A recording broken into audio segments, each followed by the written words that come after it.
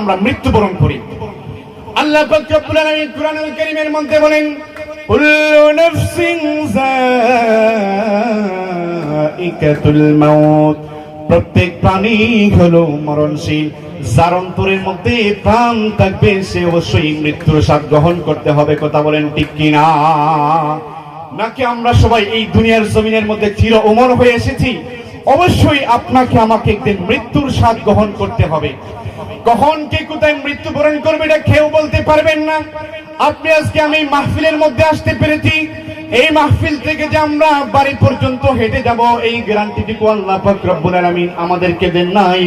আল্লাহ পাক রব্বুল আলামিন 1 সেকেন্ডের ভিতরে 1 মিনিটের ভিতরে আমাদের মৃত্যুর স্বাদ গ্রহণ করতে পারেন কি পারেন না?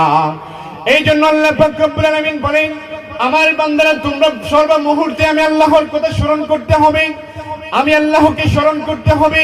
তোমাদের মৃত্যুর কথা